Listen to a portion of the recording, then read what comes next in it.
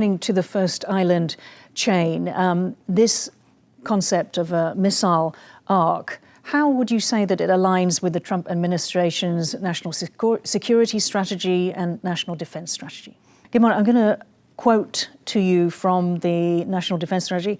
It says, "We will erect a strong denial defense along the first island chain. We also urge and enable key regional allies and partners to do more for our collective defense." But isn't it true that it's not just the US sort of leading and coordinate? I mean, the individual countries are taking a lot of agency in this, and particularly Japan. Right. Japan used to invest 1% of its GDP in defense, and then it went to 2%, and now with a new prime minister, it's probably going to go much higher. When you have an alliance, the alliance means that all countries together are going to work together. NATO, during the Cold War, invested a lot of money into their defenses. But after the Cold War ended, a lot of the European countries kind of lost their vision about what their defense is. And now they're paying for it by being unable to help Ukraine.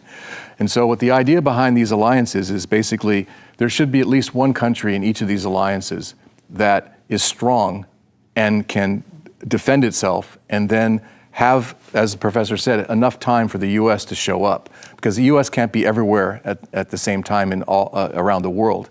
And so in Europe, Germany is stepping up, Poland is stepping up, a lot of countries, most countries are stepping up to the 5% GDP. And so the expectation is that in Asia, these countries also need to step up and be prepared. And this, again, stops aggression, either from Russia or from China.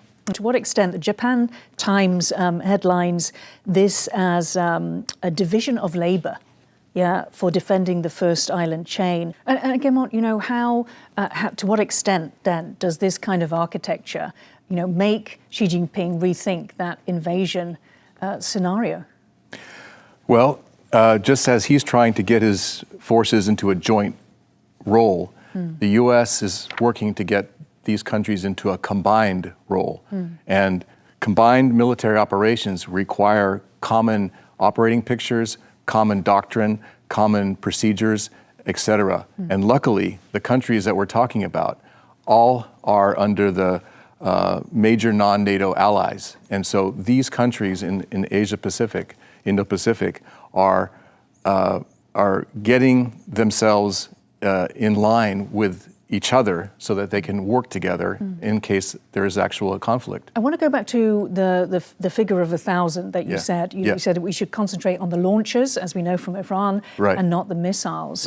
But even so, that outnumbers what, you know, the launchers of the US and its allies.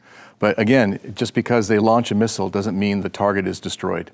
They might need to retarget. And unfortunately, China is learning a lot of lessons from this war because they're providing intelligence to Iran to do missile strikes. A lot of the technology came from North Korea and China. And so, you know, there's a lot of push and pull in war.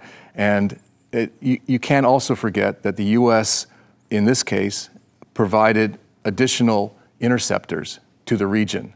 So you have THAAD, you have Patriot, you have Aegis, you have SM-2, SM-3, SM-6s. So all these things are additive and make the threat less against that China presents.